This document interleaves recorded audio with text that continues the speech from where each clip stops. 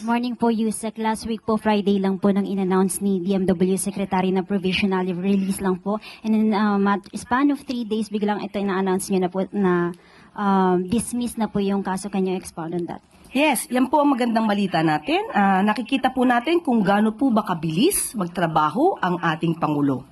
Kaya parang ito po ay taliwa sa mga bintang ng iba na walang nangyayari sa ating bansa. Ito po ay talagang tinutukan po ng ating Pangulo para po mabigyan po ng tulong ang 17 na kababayan natin dito sa Qatar. At ito nga po ang naging resulta na madismiss na po ang kaso at mapalaya po sila. Yusek, alam na po kaya ba nung pamilya ng 17 na OFW? Kanina lang po kasi nagkaroon ng pag-uusap at ito po ay naging pinal na po at kaya po ito ay naibigay natin pong good news sa kanila. Malamang po kung sila po ay nanonood ngayon ng press briefing ay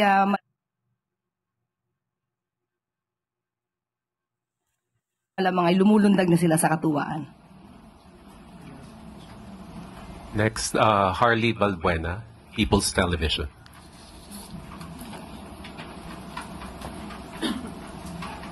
Microphone, please.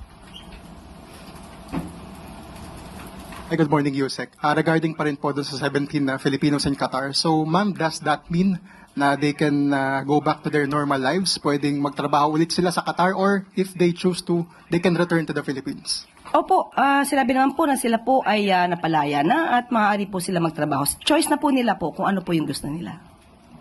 Another issue, the DILG earlier presented to the public yung arrested Russian-American vlogger who harassed security guards. So, ma'am, does that mean that that will serve as a warning, not just for foreign social media creators, but for foreigners in general, that if they play around with our laws, then they will be presented to the public and they will be meted with respective charges? Because, ma'am, sabi po ng DILG, hindi raw ide-deport and instead, you will be prosecuted here in the Philippines. Yan po ay papatunay lamang po na tayo po ay hindi nagbibiro. Kung dapat may managot, ay dapat panagutin. Hindi lamang po ito ang una malamang na mangyayari. Dahil nabalita na rin po na yung mga fake news peddlers ay nakasuhan na po, sinampahan na po ng kaso. At mukhang yun po yung first batch. So alamin pa po natin kung may mga makakasuhan pa po ng mga fake news peddlers. Related to this question, Pia Gutierrez, ABS-CBN. Ma'am, regarding yung 17 Filipino nationals, nabanggit po kasi last week ni DMW Secretary Hans Leo Cacdac that the reason the 17 Filipinos were provisionally released was because wala pong kaso na nasampa